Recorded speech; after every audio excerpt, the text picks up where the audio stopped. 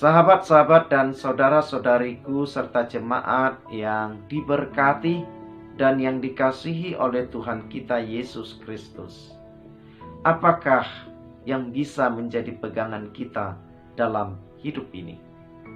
Karena segalanya berubah.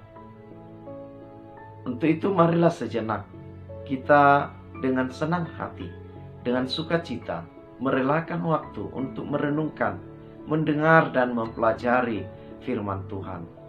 Kita hendak mempelajari firman Tuhan dari Yesaya 55 ayat 11. Demikian firman-Nya. Demikianlah firman-Ku yang keluar dari mulut-Ku. Ia tidak akan kembali kepadaku dengan sia-sia, tetapi ia akan melaksanakan apa yang Ku kehendaki dan akan berhasil dalam apa yang Kusuruhkan kepadanya. Demikian firman-Nya. Sahabat-sahabat yang diberkati dan yang dikasihi oleh Tuhan kita Yesus Kristus. Orang yang berbahagia dikatakan Tuhan Yesus adalah orang yang mendengarkan dan yang memelihara firman-Nya dalam kehidupannya. Maka sahabat-sahabat dan saudara-saudariku, mencapai kebahagiaan bermula dari kita dengan rela mendengarkan firman-Nya, dengan rela dibentuk oleh firman-Nya, dengan rela dipelihara, dikuasai, bahkan dirajai oleh firman-Nya.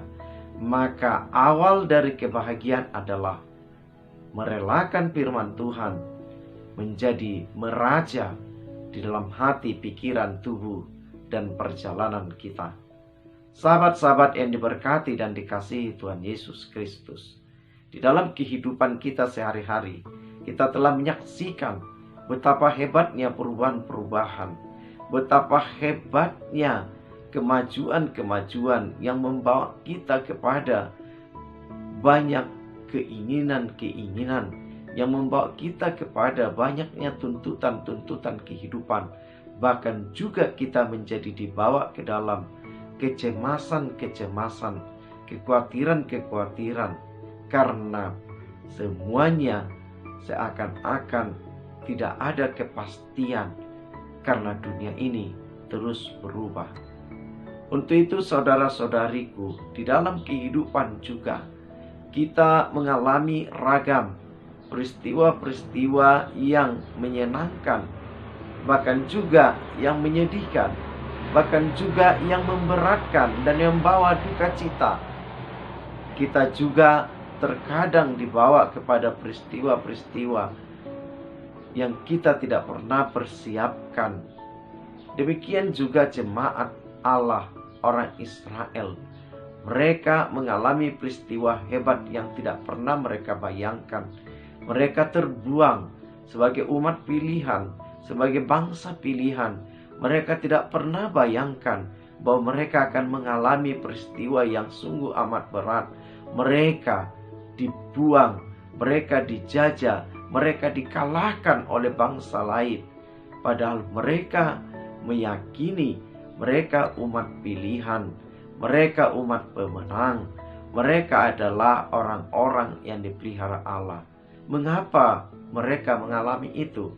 Yang pertama, sahabat-sahabat yang diberkati Tuhan, mereka sungguh adalah orang pilihan, mereka sungguh umat Allah, tetapi cara hidup mereka tidak seperti umat Allah. Mereka sungguh orang-orang yang diselamatkan, yang dipilih secara khusus dari bangsa-bangsa oleh Allah, tetapi cara hidup mereka, pengharapan mereka, peribadatan mereka tidaklah seperti yang Allah inginkan. Karena itu di dalam Yesaya 1, Allah menyatakan bahwa Allah kecewa kepada bangsa itu. Mereka beribadah tetapi hati, telinga, pikiran mereka tidak kepada Allah. Mereka berseru kepada Allah tetapi mereka juga berseru kepada Baal.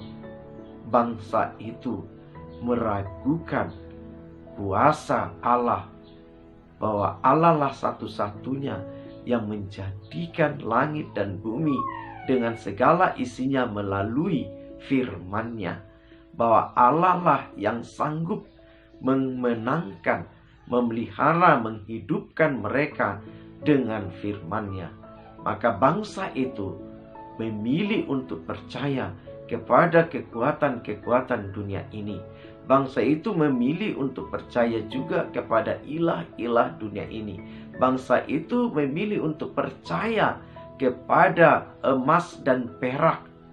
Sehingga bangsa itu banyak yang terjebak, terperangkap dalam keinginan-keinginan kedagingan di dalam merayakan Tuhan, di dalam beribadah kepada Tuhan. Sahabat-sahabat diberkati Tuhan. Hari ini kita diajak Tuhan untuk memeriksa bagaimanakah peribadatan kita kepada Dia. Peribadatan itu ada dalam dua hal, yaitu peribadatan selebrasi dan peribadatan aksi. Peribadatan selebrasi yaitu persekutuan kita bersama umat di dalam rumah Tuhan. Persekutuan kita bersama orang percaya di dalam rumah kita. Persekutuan kita dengan Tuhan secara pribadi di dalam diri kita. Maka ibadah selebrasi adalah sumber kekuatan mensyukuri kebaikan, pemeliharaan dan penyertaan Tuhan. Bentuk puji-pujian, doa, dan bentuk syafaat-syafaat kita.